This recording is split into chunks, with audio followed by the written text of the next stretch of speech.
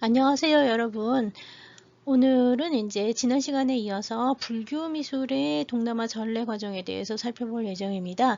그렇지만 이제 불교 미술이 무엇인지 불교 미술사 수업을 들은 학생들이 있으면 좀 알 수 있지만 모르는 분들도 있으실 수 있어서요. 이번 시간에는 일단 불교 미술의 기원과 동남아의 전래 과정에 대해서 4차 시로 나누어서 살펴볼 예정입니다. 그런데 불교 미술에 대한 수업을 들으신 분들이 있으시거나 혹은 지금 이번 학기에 같이 동양미술사 수업을 들으시면 1차 시부터 3차 시의 내용은 이번 학기 동양미술사 내용과 같습니다. 그러므로 이제 그 부분은 여러분들 별로 열심히 듣지 않으셔도 될 수 있습니다. 불교 미술 모르시는 분들은 자세히 좀 들어주시기 바래요. 일단 제 1차 시는 동양미술사와 마찬가지로 불교의 기본적인 용어와 그 다음에 이제 불교미술 연구 방법론 등에 대해서 간단하게 설명을 하고요. 2차 시에서는 석가모니의 생애에 대해서 주요 유적들을 중심으로 살펴볼 예정입니다. 그 다음에 제3차 시에서는 탑과 그 다음에 불상의 양식적 변화에 대해서 살펴볼 예정이고요.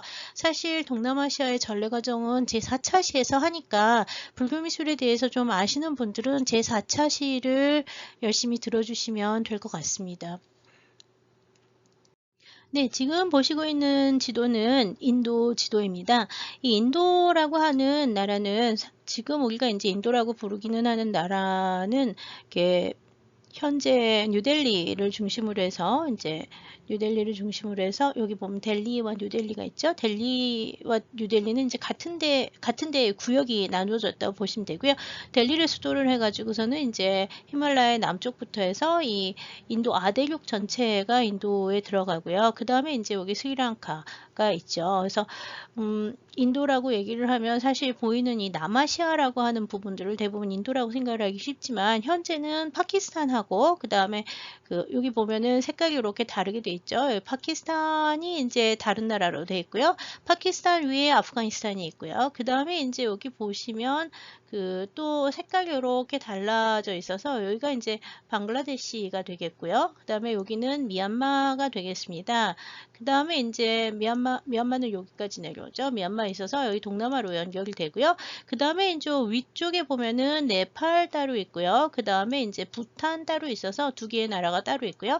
그 위에는 원래 이제 히말라야 위에 이 위쪽이 이제 티베트가 되는데 티베트는 현재는 이제 중국령이 돼 있어서 중국이라고 이제 얘기를 하고 있죠. 근데 원래 티베트는 역사상에서 내내 중국과는 별개의 문화와 역사를 가졌던 나라라고 보시는 게 낫습니다.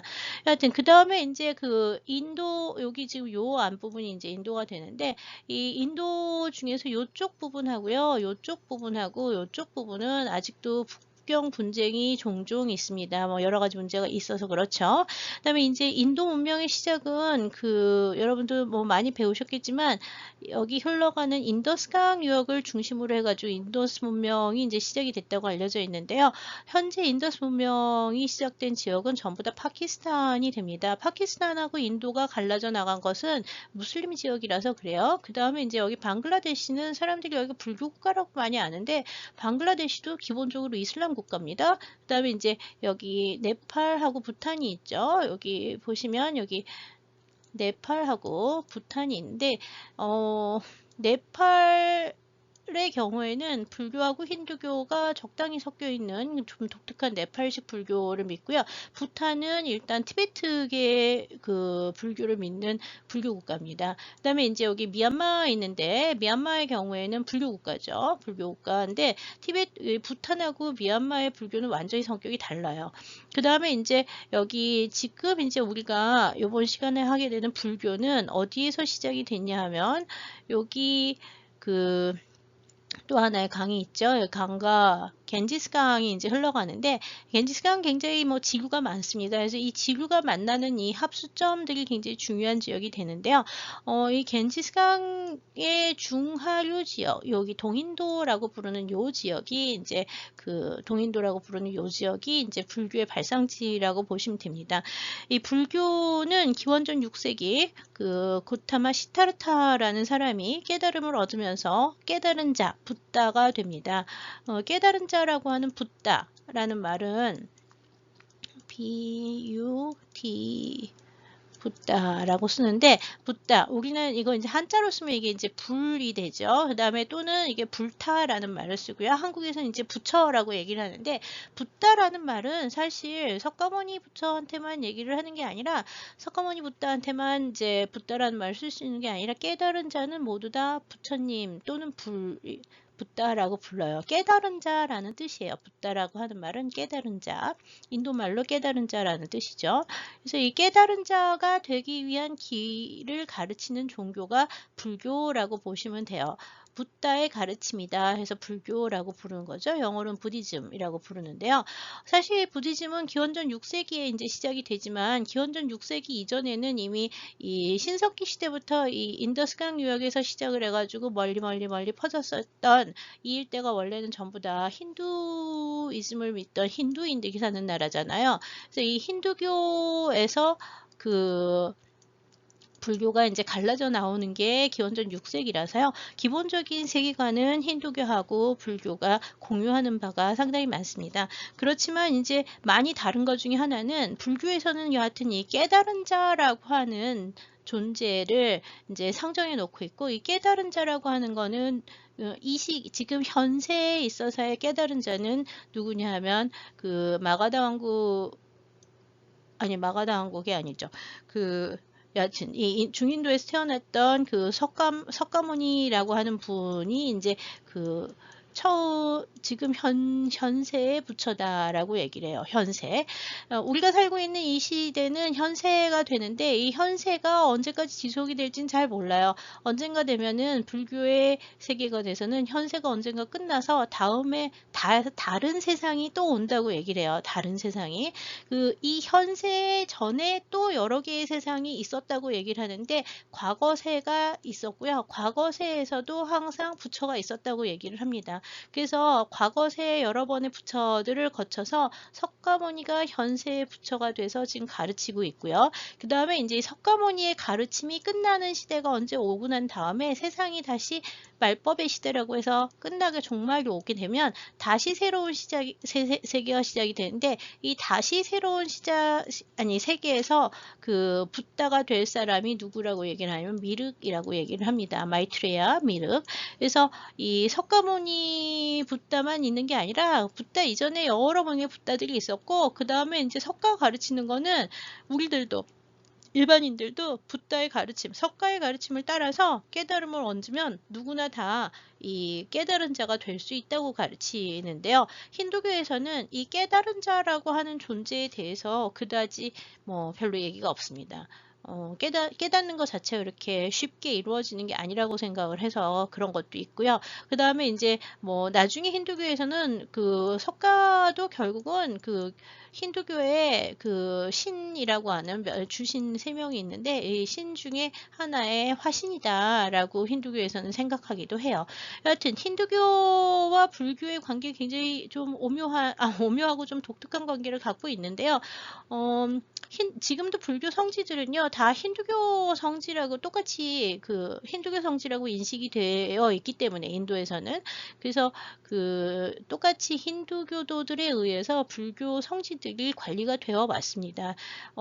오히려 불교가 사실 인도에서 절명을 하게 된 가장 큰 이유는요, 기원 후 지금 기원전 6세기였죠. 기원 후 서기 7세기 정도의 아랍 지역에서 이슬람교가 나오는데요. 이 이슬람교가 이제 동쪽으로 계속 와서 델리를 지나서 이 동인도 지역까지 들어오게 되는 것이 한 12세기에서 13세기 정도 가 되면은 이 이슬람교가 인도 북부 지역들을 다 차지를 하게 되는데요. 이 이슬람교가 들어오면서 이 불교가 거의 인도에서는 절멸이 됩니다. 그래서 13세기 이후부터는 그 인도에서는 불교가 오히려 거의 없어진다고 보시면 되고요.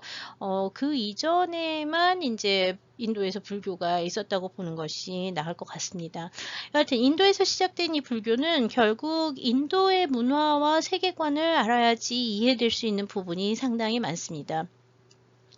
다음으로는 불교에 사용하는 기본적인 용어들 몇 가지를 설명해 드리도록 하겠습니다. 네, 석가모니 붓다의 가르침, 즉 불교의 기본적인 가르침은 크게 두 가지를 기억하시면 됩니다. 하나는 사성제이고요.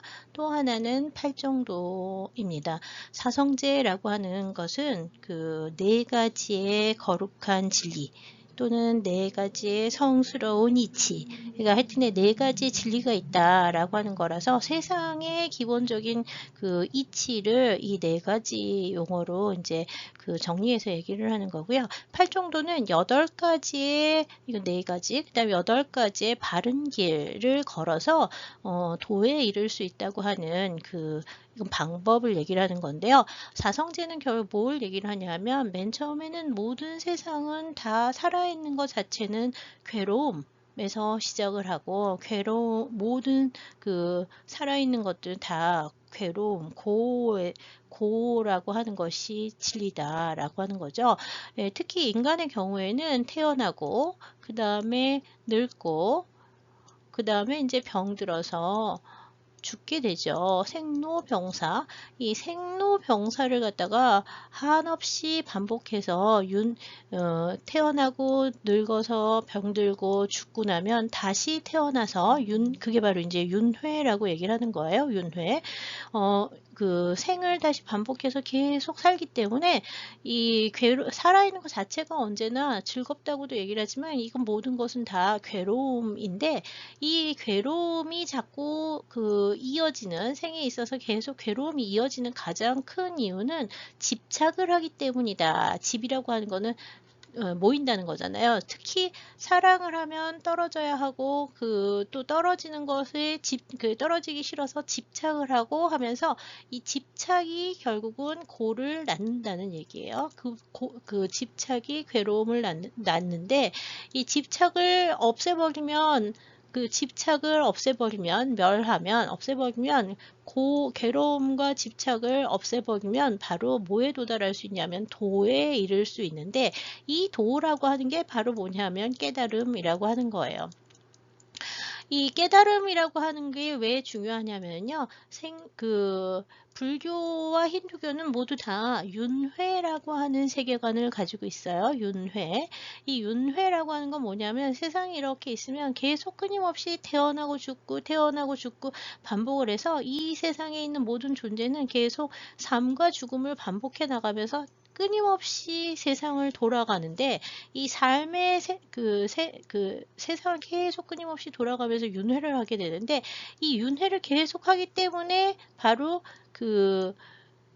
괴로운 거잖아요. 윤회를 끊어야지 도에 이를 수 있는데 이 윤회를 끊어내는 방법이 바로 깨달음이라고 얘기를 한다는 거예요. 그래서 이 깨달음은 얻는 바로 이 윤회의 고리를 끊어내는 지혜를 터득한 깨달은 자를 바로 붓다. 라고 얘기를 해요. 그래서 이 윤회적 세계관이 있기 때문에 이런 것들이 나오는 거예요. 여러분은 지금 태어나서 내세가 있다.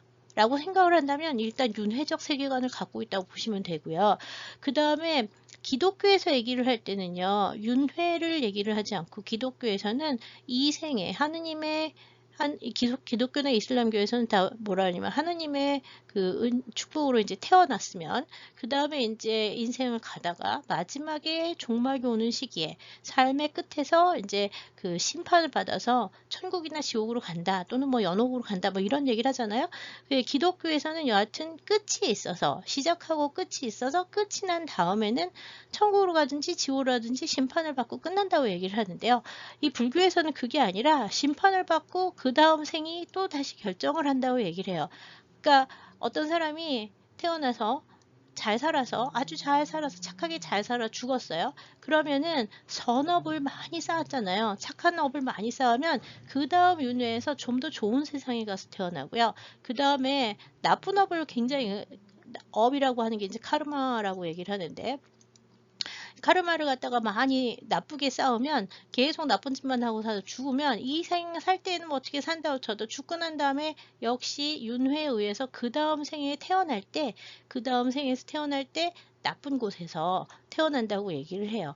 그래서 이 업과 윤회라고 하는 이 개념이 굉장히 그 인도에서 시작이 된 굉장히 독특한 세계관이라고 보면 돼요. 그 다음에 여기에서 말하는 세계는 또 하나의 세계가 이렇게 있는 게 아니라 뭐 세상 천지에 우리가 살고 있는 지구 말고도 굉장히 많은 세계들이 있어서 다른 세상에 다른 세계들이 되게 많다고 생각을 하죠.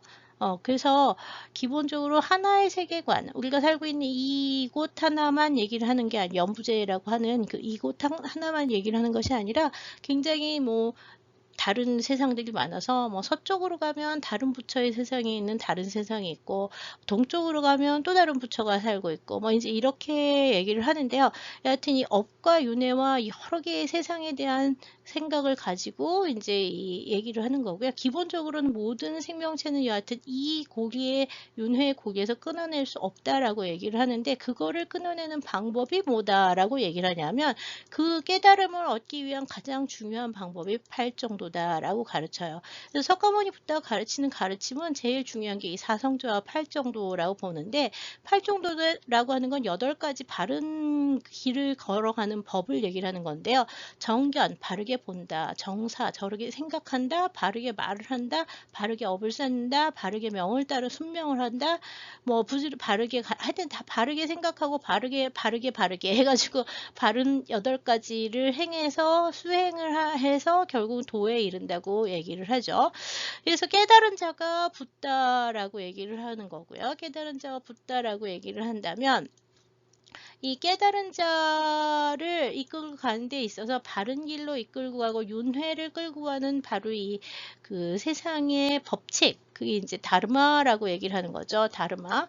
이 다르마를 깨달아야지 바로 그 윤회의 고리를 끊어내게 되는데 이 다르마를 깨달아서 윤회의 고리를 끊어낸 사람이 붓다라고 불리는 거고요. 그 다음에 이제 뭐가 있냐면 붓다의 가르침을 따라서 이어져 가는 공동체 승가라고 승가라고 얘기를 하죠. 이 승가라고 하는 그 공동체가 있어서 부처의 법이 깨달음의 법이 계속 이어져 내려간다라고 얘기를 해서요. 불교에 있어서 3가지 제일 중요한 보배가 뭐냐라고 얘기를 하면 깨달은 자 붓다와 그 다음에 그 깨달음으로 가야 되는 그 도에 이르는 법 다르마라고 하는 거, 그 다음에 정법이라는 말을 쓰기도 해요. 그 다음에 이제 그 가르침을 받들어서 이어가는 공동체, 제자들이라고 얘기를 할 수 있죠. 승가. 이렇게 3가지가 이제 중요해서 불교의 삼보라고 부릅니다. 나중에 보시면 이제 뭐 삼보패 뭐 이런 것들도 나오는데 삼보의 상징 이런 것들도 나오고요. 지금도 여러분들 절에 다니시는 분들 계시면 절에 가서 이제 보통 처음에 공양 시작하면 뭐 부처님께 귀의합니다. 뭐 정법에 귀의합니다. 뭐 이런 얘기를 하는데 그게 이제 그 삼보에 귀의합니다 할 때 얘기 나오는 삼보가 바로 불법승이라고 하는 그 불교를 유지해가는 가장 기본적인 공동 그 단위이자 그다음에 제일 중요한 그 3가지 존재 보배가 이제 불법승이라고 하는 3가지예요. 그래서 이제 이 업과 윤회라고 하는 세계관을 갖고 있다고 얘기를 하고요. 그 다음에 이제 여기 말하는 연기라고 하는 거는 불씨가 하나 일어나면 그 불씨가 바람에 따라서 어디로 갈지 모르는데 인연이 닿는 것들, 이게 이제 연기를 말하는 거예요. 그래서 우리가 이런 길을 가다 보면 누군가 또 와서 만나게 되잖아요. 그럴 때 이제 이 인연에 의해서 어디로 가게 되는가. 연기와 업이라고 하는 거는 결국 붙어 있는 거랑 비슷한데요. 업은 여하튼 스스로 쌓아가지만 연기는 다른 사람과의 관계에 있어서 이어지는 것들을 말을 하는 거예요. 그러니까 나쁜 업 같은 경우에는 특히 이 연기에 의해서 일어나는 그것들을 선업을 쌓아서 풀어야 되는 경우가 되게 많다고 얘기를 하죠. 그 다음에 이제 뭐 반야와 공이라고 하는 거는 다 세상은 세상은 비었다. 여기서 말하는 공이라고 하는 거는 좀 완전히 그 텅 비었다라고 하는 거랑 조금 다르긴 한데요. 하여튼 이 반야나 공이라고 하는 개념들이 이제 많이 나오는 얘기 중에 하나고요. 그 다음에 이제 보면은 세계관을 먼저 여기 세계관을 얘기를 하면 6도가 있어서 6개의 도를 따라서 여기 보면 도가 있다 그러잖아요. 정법으로 이르는 도가 이르는데 이 사람들이 그 사람이 아니라 모든 존재가 갈 수 있는 다음 길이라고 하는 거는 6가지 세상이 있다고 기본적으로 얘기를 해요. 지옥, 악이, 축생, 아수라, 인간, 천상. 그래서 이 지옥과 악귀, 그 다음에 이제 축생, 동물이죠. 그 다음에 아수라라고 하는 거는 신도 아니고 그 인간도 아닌 그 괴물, 악귀나 아수라는 다 그렇게 비슷하게 생각하면 돼요. 근데 아수라는 좀 더 천신 쪽에 그러니까 악귀보다는 좀 아수라가 낫죠. 이게 맨 아래 세상이 제일 밑바닥에 있는 게 지옥 있고 그 위에 악귀, 그 다음에 축생, 그 다음 아수라, 그 위에 인간이 있기 때문에 인간으로만 태어나도 굉장히 괜찮은 대로 태어나는 거라고 보고 있어요. 제일 좋은 데는 천상이라고 얘기를 하죠. 천상. 그래서 6가지의 육도가 있어서 아래에 있는 지옥, 악이, 축생이라고 하는 거는 잘못하면 나쁜 업을 쌓으면 떨어지는 나쁜 곳이고요. 나머지 아수라나 인간이나 천상의 경우에는 그나마 그래도 괜찮은 업을 쌓은 사람들, 제일 좋은 선업을 쌓은 사람들은 천상에 가서 태어난다고 얘기를 하죠. 그리고 또 이제 깨달음에 있어서 얘기를 할 때는 욕계, 우리가 살고 있는 세상이 욕계와 색계고요. 그 다음 깨달은 존재가 되기 위해서는 무색계로 들어가야 되는데 이 무색계가 바로 공으로 들어가는 것과 비슷한 개념이라고 보면 돼요. 이거는 뭐 다 선정이나 뭐 이런 데서 하는 개념들이라고 보고요.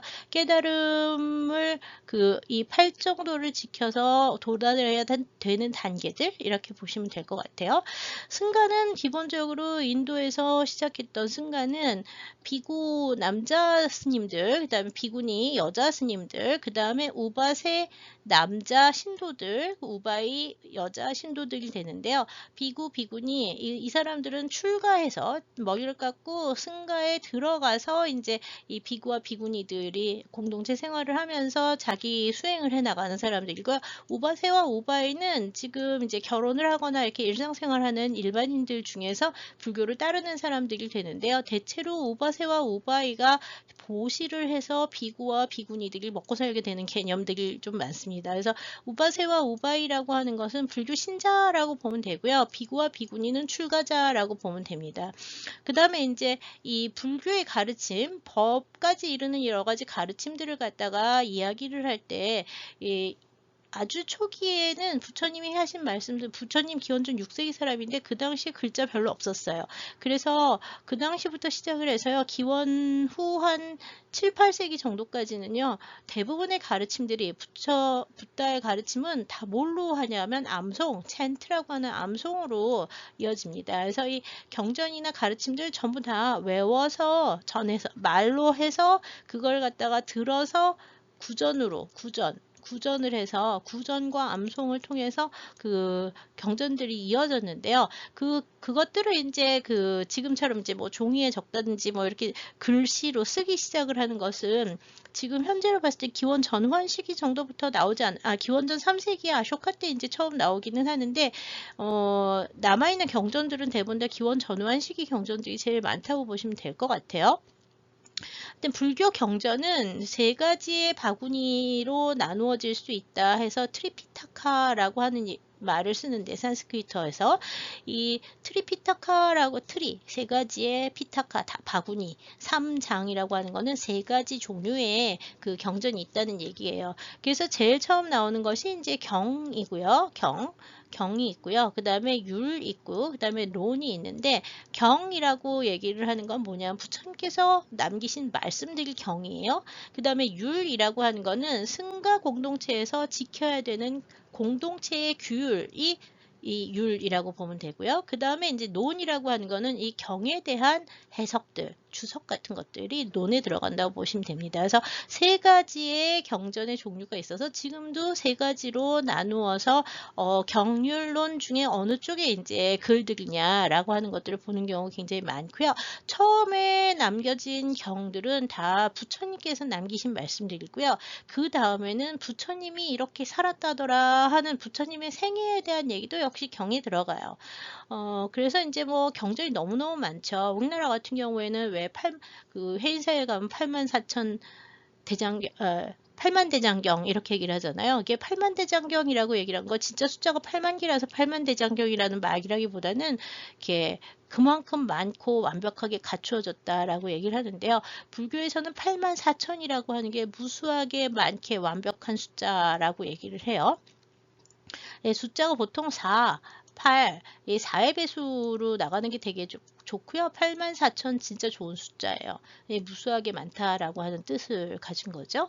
그래서 이 숫자라든지 뭐 이런 것들은 전부 다 원래 인도 말에서 특히 이제 동인도 지역에 쓰던 말들에서 기원한 그 것들이 많고요. 그다음에 이제 부처의 가르침도 역시 암송으로 통해서 구전되어 오던 것들을 정리를 해서 지금까지 이제 내려오는데 그것도 뭐 여러 가지 논란이 있긴 있어요. 그 다음에 이제 초기의 불교는요, 부처님이 생전에 이제 10대 제자가 있었다고 얘기를 하죠. 그 10대 제자가 있고요. 그 다음에 이 제자들의 또 제자들이 나오고 이렇게 계속 그 내려가면서 공동체들이 이어져 가잖아요. 그러면서 여러 개의 부파로 갈라집니다. 그래서 초기 인도의 불교는 보통 이 부파, 어떤 부에 속하느냐에 따라서 약간씩 성격이 다른데 서일체유부, 대중부, 법장부, 화지부, 상자부 같은 부파들이 좀 유명한 부파예요. 특히 상자부는 나중에 보시면 동남아 쪽에서 이 상자부를 제일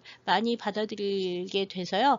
예, 상자부 지금 미얀마 같은 경우에 이제 미얀마나 스리랑카 같은 경우에 상자부 불교가 자기네 이제 그 불교의 원류다 이렇게 얘기를 하거든요. 그래서 상자부가 가장 오랫동안 살아남은 그 부파 중에 하나고요. 이게 이제 소위 말하는 뭐 소승불교다라는 말을 쓰기도 하는데요. 이 소승불교라고 하는 거는 여기 상자부 여기 또 나오죠. 이 소승불교라고 얘기를 하는 거는요. 대승 쪽의 사람들이 이 고지식하고 얕잡아보 이 사람들이 고지식하고 그 다음에 이제 자기밖에 모른다 해가지고 이제 소승이라는 말을 쓰기 시작을 하는데요.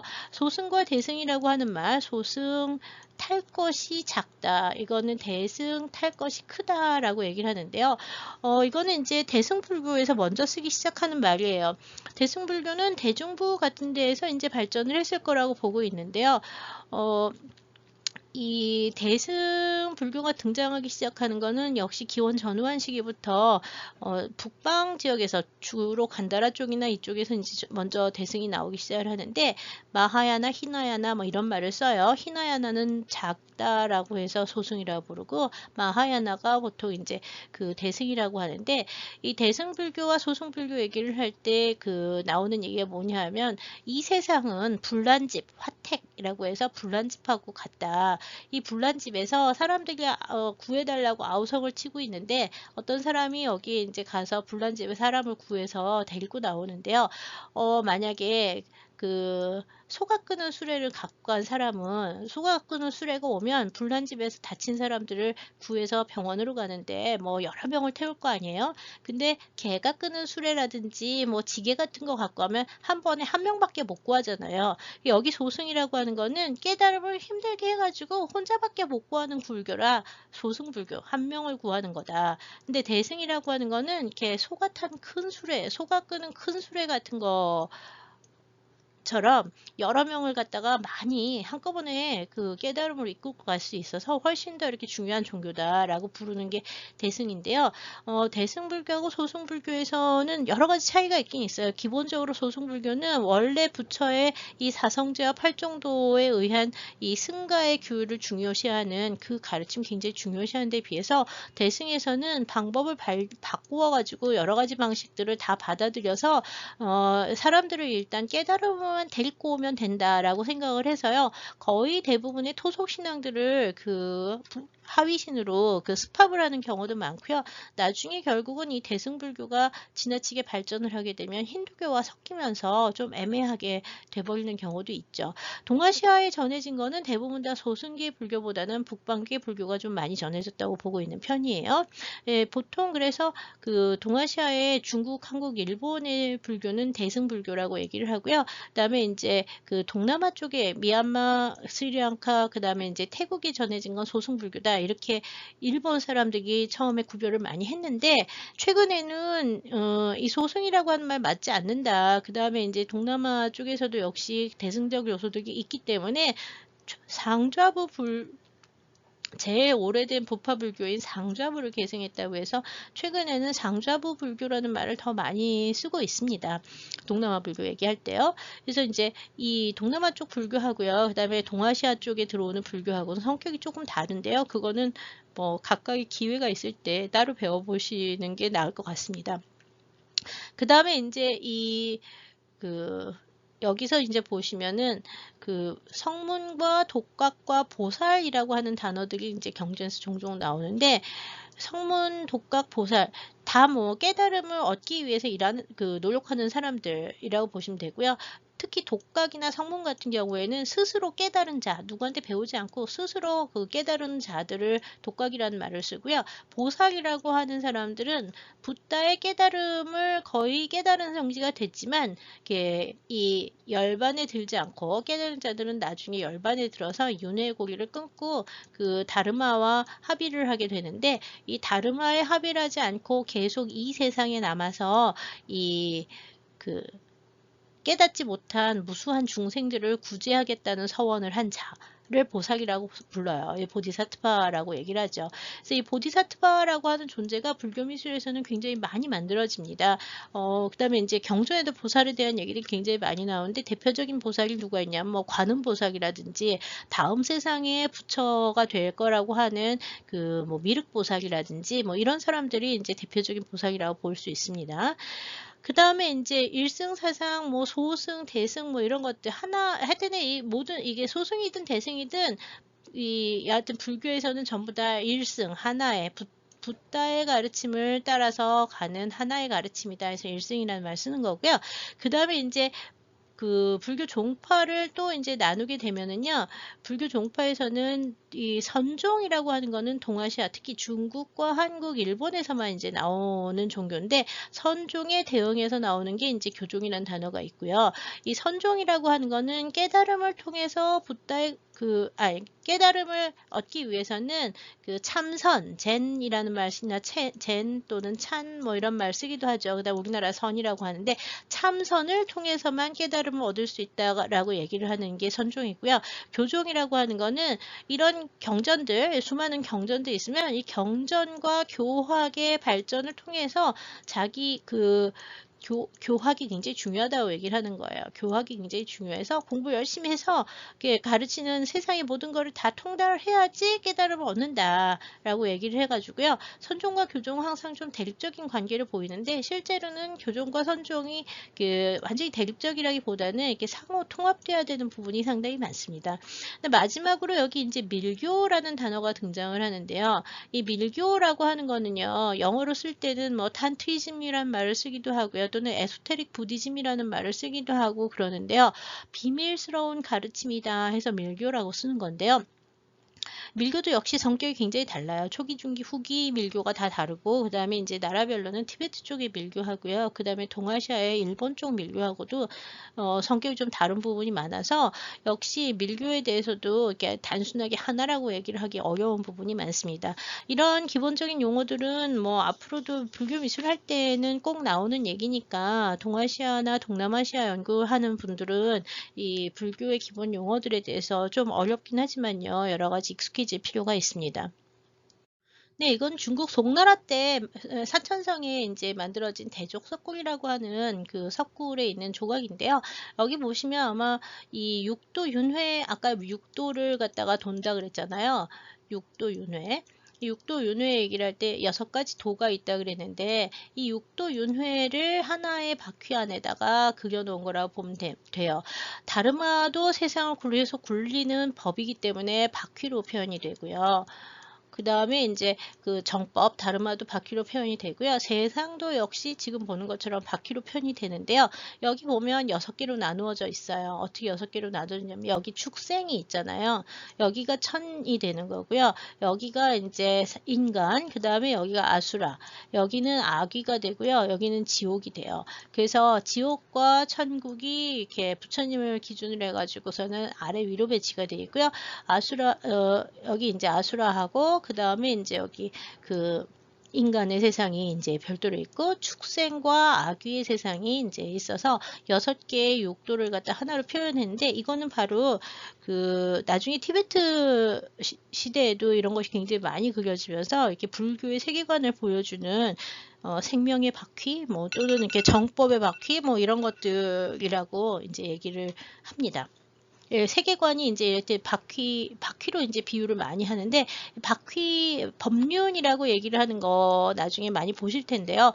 이 법륜 중요한 법륜 바로 정법, 다르마를 상징하는 심보이자 부처의 가르침을 이렇게 하는 것이자 동시에 지금 보는 것처럼 세계를 상징하는 거기도 해요. 그래서 여하튼 이 바퀴 형태의 상징물이 굉장히 많이 나온다. 그거 좀 기억해 놓으시면 되겠습니다. 네, 불교미술 연구할 때 불교미술 책이나 뭐 이런 걸 보시다 보면 이 양식이라는 단어와 도상이라는 단어를 굉장히 많이 씁니다. 먼저 양식이라고 하는 거는 말 그대로 스타일이기 때문에요. 뭐 이렇게 부드럽게 만들었느냐, 딱딱하게 만들었느냐, 뭐 그런 조형적 표현 양식을 이제 양식이라는 말 쓰고요. 그다음에 이제 도상이라고 하는 말이 좀 특이한데요. 이 도상이라고 하는 것은 여기 보시면 종교 신화 및 그 다음에 관념 체계상의 어떤 특정한 의의를 가진 미술품이 나타난 그 인물이나 형상 이렇게 써놨는데요. 여러분들 심볼이라고 하는 게 뭔지 알죠? 여러분들 보면은 이렇게 이 불교미술 연구 방법론에 나오는 이 양식이나 도상, 그 다음에 도상학이나 도상 해석학 같은 단어들은 사실 불교에만 되는 것이 아니라 뭐 힌두교라든지 기독교라든지 종교미술이라든지 사상과 관련된 그 미술을 얘기할 때는 다 사용이 됩니다. 우리나라에서 이제 뭐 조선시대에 나중에 보면은 유교적인 미술을 연구를 할 때도 양식이나 도상 같은 얘기들은 다 하기 때문에 아주 기본적인 단어인데요.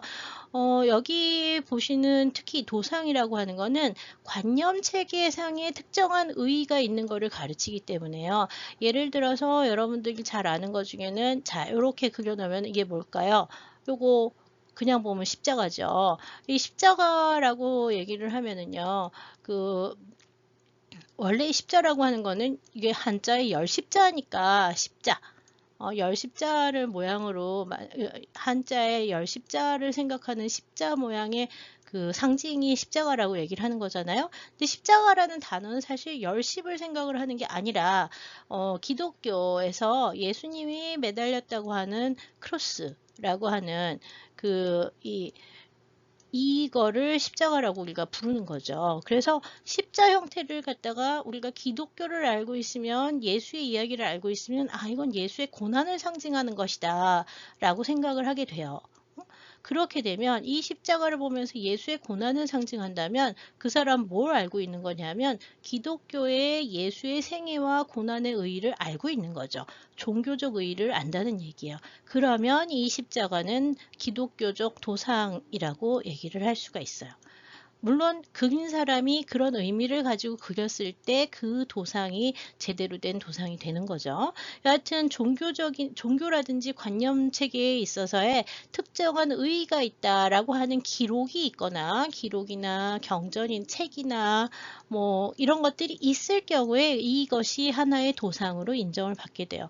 쉽게 말하면 이제 불교 미술 같은 경우에는 불교 경전에 나오는 얘기들을 어떤 사람이 만들었다.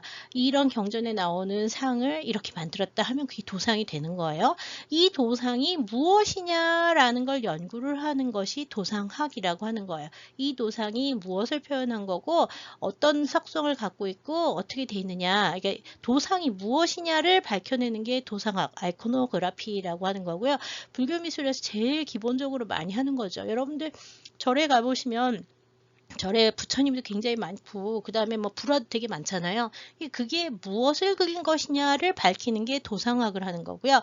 이 도상학은 모든 종교 미술에서는 가장 기본적인 겁니다. 그 다음에 이제 그 다음 단계가 되면 이 도상의 주제를 연구하고 역사와 문화사적인 상관관계에서 이 상징이 정말로 맞느냐를 해석해서 해석하는 작업을 하는 게 도상 해석학이에요. 아이코놀로지라고 하는 건데요.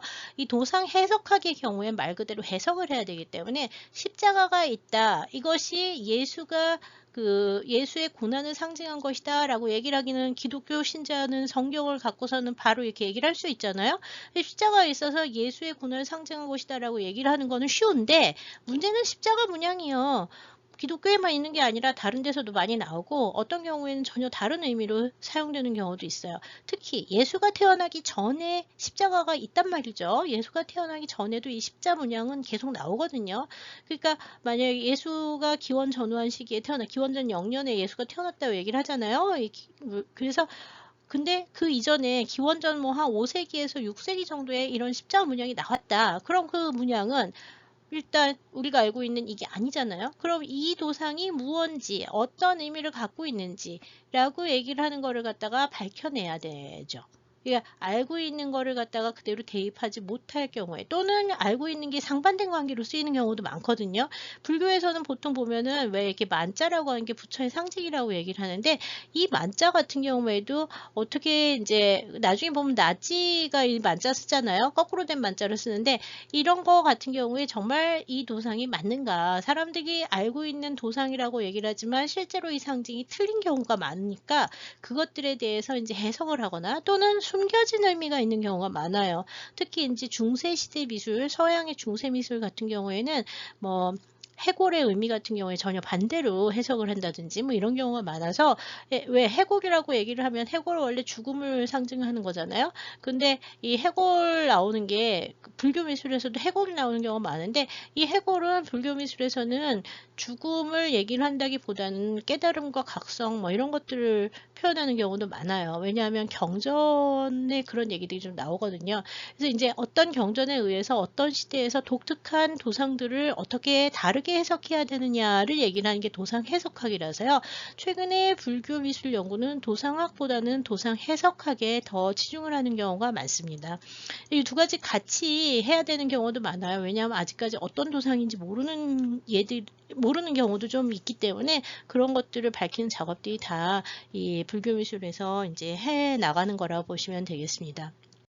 네, 지금 보시는 것처럼 부처님이 기원전 6세기 사람인데요. 기원전 2세기 정도, 2세기에서 1세기 정도가 되면은요, 무불상 시대라고 해서 처음에 불상을 만들지 않아요. 부처님의 상이라고 하는 게 없어요. 불상 처음 나오는 게 기원 후 1세기에서 2세기 정도거든요. 그래서 요 시기에 기원전 2세기에서 1세기에는 불상이 없는 시대라서요. 지금 나오는 이거 보면은 가운데 사다리가 있죠. 사다리가 있고 이 사다리에서 발자국이 하나 내려오는데 이 발자국이 뭐냐면 하늘에서 지상으로 내려오는 부처님을 표현한 거예요. 그래서 이 발자국이 부처의 상징으로 쓰이고 있거든요. 그래서 이 부처의 상징으로 쓰이는 불족이라든지 보기수라든지 이런 것들이 불상이 없는 시대에 부처의 상징으로 나온다. 라고 하는 걸 좀 기억하실 필요가 있고요. 나중에 불상을 만들기 시작을 하면 간다라 시대가 되면 요 가운데 보면 똑같이 사다리가 있는데 여기는 사람이 직접 나오게 돼서요. 이게 상징에서 상이라고 이미지, 부처님의 이미지로 이제 바뀌게 되는 현상들을 찾아볼 수가 있는데 이런 것들이 다 이제 도상 해석학 같은 경우에 이제 연구를 해서 나온 결과들이라고 보시면 되죠. 불교 미술에서 이제 이런 얘기들이 워낙 많이 나오기 때문에 얘를 잠깐 든 거고요. 자, 그 다음에 지금 보시면 여기 부처님들이 세 분이 계신데 맨 왼쪽에 있는 분은 인도에서 만들어진 불상이고 그 다음에 요거는 한국이고요. 그 다음에 이제 여기 맨 끝에는 일본이거든요. 보시면 둘 다 좌상이에요.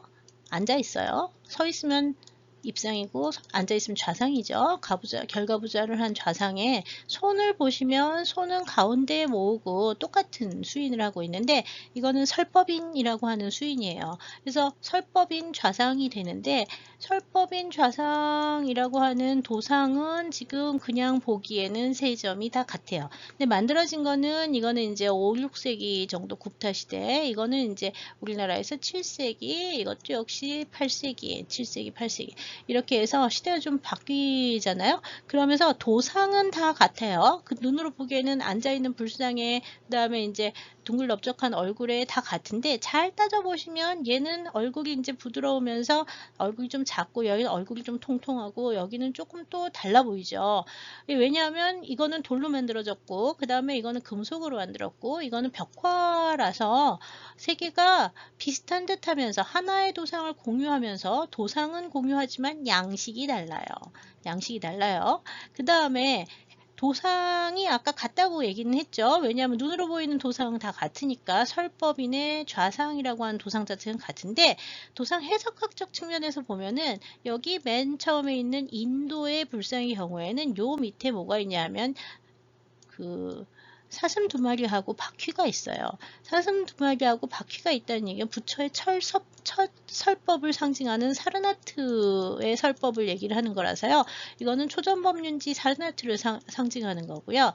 여기 나오는 두 개는 다 아미타 부처를 그린 거라고 얘기를 하는데요. 아미타 부처는 나중에 대승불교가 나오고 난 다음에 그 서쪽에 있는 서방 정토의 그 부처라고 알려져 있죠. 그래서 여기 보면은 같은 도상인데 전혀 다른 도상을 같은 형식, 이거는 이제 그래서 이런 거 얘기를 할 때는 형식은 같은데 도상 자체는 여기는 석가고요. 여기는 아미타가 돼서 도상은 달라졌어요.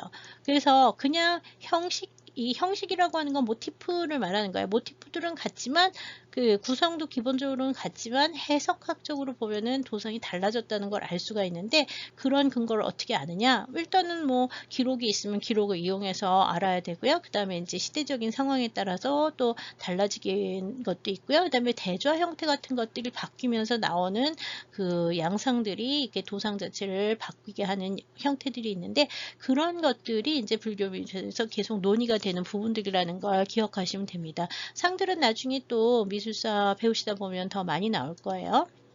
그래서 불상, 보살상 이런 거 얘기를 할 때, 불교미술 얘기를 할 때 상 중에는요, 일단 부처님을, 붓다를 표현한 불상하고요. 그 다음에 보살을 표현한 보살상이라고 하는 게 크게 나눠지는데요. 이 불상과 보살상의 이 형식, 지금 보시는 건 형식이죠. 불상의 형식인데 이 형식은 그 서로 굉장히 다릅니다. 불상 깨달은 자고 출가를 한 사람이라서 항상 출가자의 복식으로 만들어지고요. 보살이라고 하는 존재는 깨달음을 얻기는 했지만 중생들 속에서 계속 중생들 속에서 살아가고 있는 존재이기 때문에 현실의 왕공귀족의 그 형상으로 만들어진 게 보살상이에요. 그래서 보살상의 경우에는 보통 보관이라든지 또는 뭐 목걸이라든지 뭐 팔찌라든지 뭐 이런 장신구들, 영락이라든지 하는 장신구들을 다 걸치고 있어서요. 귀족의 모습으로 만들어지는 게 일반적이고요. 불상은 깨달은 자이기 때문에 수행자, 승려의 모습, 수행자의 모습으로 만들어지는 것이 특징이고 장신구 보통 없어요. 그 다음에 이제 이 부처의 특징은 그 여러 가지 특징 중에서 경전에 나오면 부처님은 태어날 때부터 그 관상이 달랐다고 얘기를 하거든요. 그래서 이제 32상 80종호라고 하는 그 신체적 특징을 갖고 있었는데 그 32상 80종호 중에 하나가 나발이라고 하는 이 머리카락에 소라처럼 똘똘똘 돌아가는 요것들을 말하고요. 그 다음에 이제 여기 육계라고 해서 정수리 부분이 이렇게 불룩 솟아왔다는 얘기가 있고요. 이마에는 하얀 털이 있는데 길고 빛이 나는데 평소에는 똘똘똘 말려 있어서 점처럼 보인다고 하는 하얀 점, 백호가 있습니다. 그 다음에 목에는 깨달음을 상징하는 삼도가 있다고 얘기를 해서요. 육계나발, 백호, 삼도 이런 것들이 전부 다 30 이상 80종호에 나오는 이야기들이에요. 이거는 이제 인도에서 성인의 모습이라고 하는 것들을 표현한 거라고 보시면 되고요. 그 다음에 이제 손의 모습, 이게 수인이라고 얘기를 하는데 이 손의 모습은 그 형태에 따라서 이 손의 형태에 따라서 이렇게 부처가 상징하는 바들이 달라지는 달라진다는 걸 좀 기억하실 필요가 있고요. 불상이나 보살상들은 뒤에 보면은 광배라고 해서 이게 빛이 아우라가 이제 표현이 되어 있는데 몸에 표현하는 것이 신광, 머리에 표현하는 게 두광, 같이 합쳐서 거신광이라는 말을 쓰기도 해요. 보살상도 이제 그거를 갖고 있는 경우가 많죠. 역시 보살도 여기 3도는 있습니다. 그 다음에 이제 여기 보시면 보살상의 경우에는 옷을 걸쳐서 이 천이라고 해서 스카프 같은 것들을 걸치게 돼 있고요. 손에 이제 지물이라고 해서 여러 가지 물건을 갖는데 정병을 갖고 있으면은 어떤 보살 또 뭐 면봉우기를 갖고 있으면 어떤 보살 뭐 이런 지물에 대한 얘기들이 이제 경전에 나오는 얘기들이 많아서 그것들이 이제 좀 있고요. 부처님 걸치고 있는 이 옷을 법위라고 얘기를 하고요. 그 다음에 여기 보살상의 경우에는 여기 치마를 이렇게 입는데 이 치마를 군이라고 불러요. 한자어로 쓰는 말들이고요. 그 다음에 이제 이 부처님 앉아있는 이 자리를 이거 대좌라고 부르는 거죠. 여기도 보면 대좌가 있어요. 대좌는 지금 보는 것처럼 안상이 있는 밑에 부분이 있고 그 다음에 연화대자인 경우가 많은데 이거는 뭐 사자가 있는 사자대자나 방영대자나 뭐 이렇게 바뀌기도 합니다. 예, 지금 여기 보면은 연꽃이 위로 본다 해서 우러를 앙자 써서 앙년이라고 하는 거고요. 여기는 복년 밑으로 내려간다 해서 복년이라고 되어 있는데 여기 같은 경우에는 연꽃 잎이 밑을 보고 있잖아요. 그래서 이 복년좌가 되는 거예요. 뭐 이 형식들이니까 나중에 보시면 되고요. 그 다음에 이제 옷을 좀 아실 필요가 있는데 이 옷 같은 경우에는 어깨를 이렇게 드러낸 거, 어깨를 한쪽 어깨를 드러냈잖아요. 그래서 한쪽 어깨 드러낸 걸 우견편단이라고 얘기를 하고요. 이런 옷만 있는 게 아니라 옷을 전체로 다 뒤집어 씌운 것들이 있는데 이렇게 다 쓴 거는 통견이라고 얘기를 합니다. 그래서 이런 형식들은 불상의 형식 같은 것들에 대한 책들이 좀 한국어로도 나온 게 있어서요. 그런 책들을 참조하시면 될 것 같습니다. 형식은 좀 중요하니까 좀 기억을 하시기 바래요. 그 다음에 이제 부처님의 수인도 여러 가지가 있는데 선정인이라고 하면 참선하는 자세, 시모인 하면은 이렇게 손을 들어서 이렇게 손바닥을 내모이는데 이거는 걱정을 없어주겠다라고 하는 얘기고요. 여원인이라고 얘기를 하면은 이거는 바라는 것을 들어준다라고 하는 뜻이에요. 그래서 이 시무회인과 여원인을 한 자세들을 보면 이걸 이 두 개를 같이 한 게 굉장히 많아서 이걸 통인이라고 하는데요. 초기불상들이 이렇게 통인이 애가 많고요. 항마촉진의 경우에는 깨달음을 얻은 부처의 그 정각 장면을 표현한 보리수의 정각 장면을 표현한 게 많아서 보드가야에서의 정각을 표현한 경우가 많습니다. 이거 나중에 붓다의 생애 얘기할 때 또 나올 거고요. 직원인이라고 하는 거는 보통 두 주먹 쥔 거로 많이 생각을 하는데 두 주먹을 쥐는 게 아니라 손가락을 하나 펴서 이쪽 손가락으로 연결을 시키는 게 특징이고요. 이 직원인을 하는 거는 언제나 비로자나라고 하는 그 부처가 하고 나옵니다. 그래서 이 직원인은 언제나 비로자나 부처가 한다. 이거는 석가의 깨달음이다. 그 다음에 이제 전법륜이라고 한 거 아까 굽타 시대 때 그 불상에서 봤는데요. 이거는 설법하는 전법륜 또는 설법인 해가지고 부처의 첫 설법 또는 을 상징하는 경우가 많고요. 합장은 부처님이 하는 경우는 별로 없고요. 보통 공양인들이 많이 합니다. 절을 올리기 위해서요. 이런 수인들, 무드라라고 하는 수인들은 인도에서 역시 시작이 된 거고요. 인도 동남아시아 지역에서 또는 이렇게 동아시아에서도 불교할 때에는 이 수인들을 가지고 이렇게 의사소통하는 경우가 종종 있으니까 이런 수인들은 몇 가지 익혀놓으시는 게 좋아요. 네, 그리고 이제 불교 미술 할 때 건축에서는요, 이 탑이라고 하는 거하고 불교 사원 얘기들이 종종 나오는데요. 탑은 인도말로 스투파라는 단어에서 나왔고요.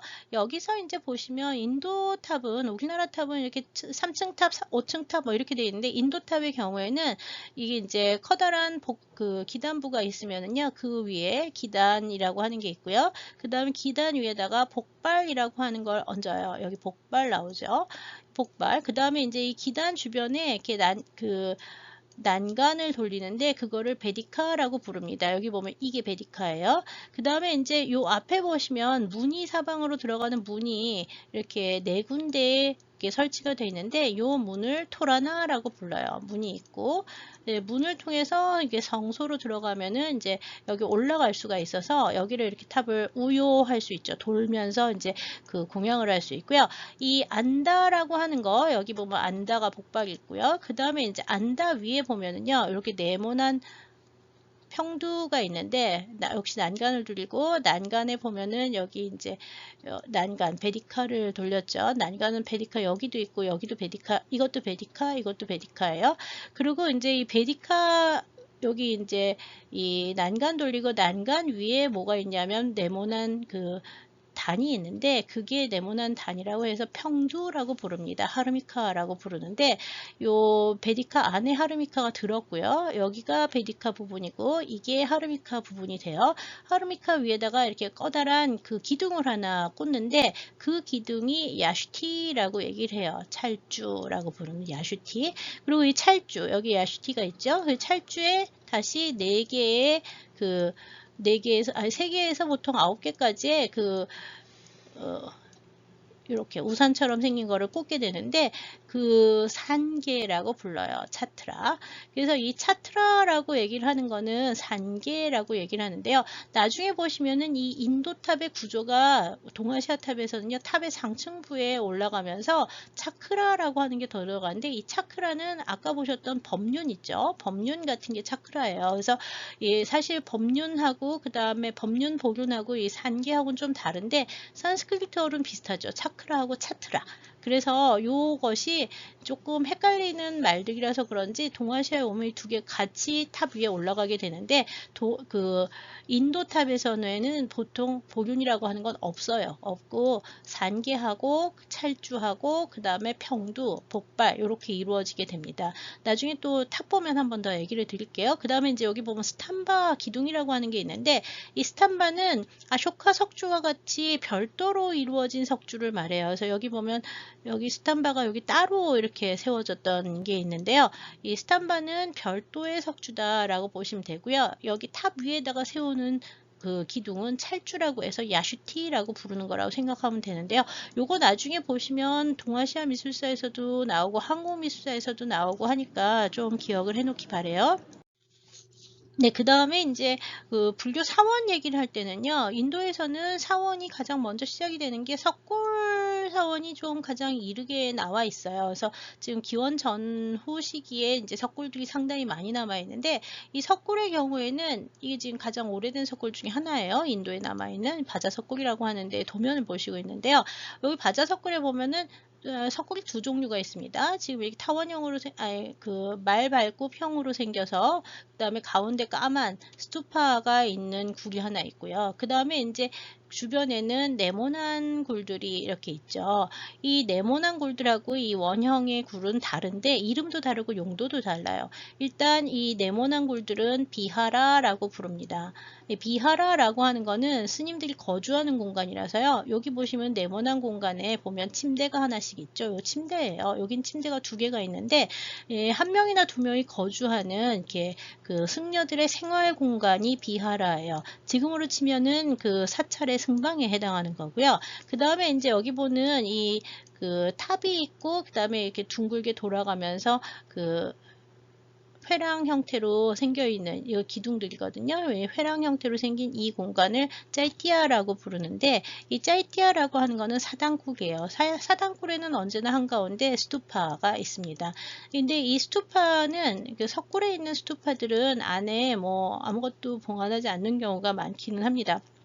여하튼 여기 이 사당골이라고 하는 건 제사 공간이 되는 거고요. 제례를 지내는 공간. 그 다음에 비하라라고 부르는 공간은 승려들이 거주하는 공간이라고 보시면 되는데 나중이 되면은 이 불상이 이제 없는 시기에는 여기 스투파가 들어가지만 나중에는 이 스투파 앞에 불상이 들어가기도 하고요. 또는 이 비하라의 한 가운데에다가 이 파가지고서는 그 불상을 갖다 안치하는 방을 만들어 놓는 경우도 생기긴 합니다. 나중에 이 그 사당과 승방으로 나누어진 이 이중 구조의 사원 구조는 제례를 지내는 공간, 그 다음에 이제 모여서 제례를 지내는 공간, 그 다음에 의례를 지내는 공간, 그 다음에 이제 여기는 개인의 수행 공간 이렇게 나누어지는데 여러분들 지금도 한국의 절 같은 데 가서 보시면 대웅전 있잖아요. 부처님 법당이라고 해서 부처님 모신 법당이 있어서 불상 있는 그 법당이 있는데 뭐 대웅보전이라든지 뭐 이렇게 부르는 거기에서 사람들이 먹고 살지 않죠. 사람들이 먹고 사는 건 그 주변에 있는 다시 그 승방이라고 하는 그 스님들의 공간이 따로 있는데 이렇게 공간을 나누어서 보통 이제 하는 전통들이 인도에서부터 시작이 돼서 아시아까지 전해졌다고 보시면 될 것 같습니다.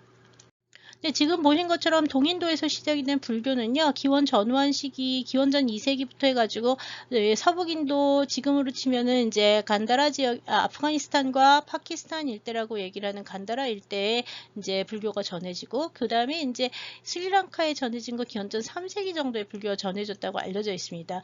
버마 사람들이, 미얀마, 지금 버마라고 되어 있는데 미얀마인데, 미얀마 쪽으로 불교가 전해진 것도 역시 부처 제세 시부터 전해졌다고 알려져 있는데요. 굉장히 일찍 전해졌다고 하고, 고요. 동남아시아 지역에 보면은 요 일대라든지 그 말레반도 일대라든지 아니면은 여기 인도차이나 반도 일대 같은데 역시 기원 전후한 시기에 불교가 해상을 통해 전해진 흔적들이 보입니다. 중국으로 불교가 전해진 것은 장안성에 도착을 하는 게 보통 기원 후 1세기에서 2세기 정도 후한대가 되는데 이 후한대에 중국의 장안성에 그 불교가 전해졌다고 알려져 있어요. 그렇지만 이제 불교가 본격적으로 믿어진 훨씬 더 뒤고요. 우리나라로 전해지는 거는 4세기 정도 되면서 불교가 다시 전해지게 되죠. 일본에는 더 늦게 백제 때 5세기 이후에 5세기 6세기 돼야지 이제 그 불교가 이제 일본으로 전해지고요. 동남아 지역은 요 인도차이나 반도 아니라 인도차이나 반도 남부 지역하고 그 다음에 이제 여기 그 말레이반도 같은 데는 기원 전후한 시기에 아마 불교가 좀 전해진 것 같은데요. 실제로 이 지역에서 불교가 발전하기 시작을 하는 거는 5세기 정도 되면서 4, 5세기 정도 되면서 인도차이나 반도와 그 다음에 이제 이 태국, 그 다음에 이제 미얀마 일대에서 불교가 발전을 하고요. 한 7, 8세기 정도 되면 이 자바섬 일대에서도 불교가 발전을 하게 됩니다. 네, 이상으로 오늘 첫 시간 불교 미술의 기원 첫 번째 부분을 마치도록 하겠습니다. 네, 2차 시로 이어서 진행하도록 하니까 2차 시도 잘 들어주세요.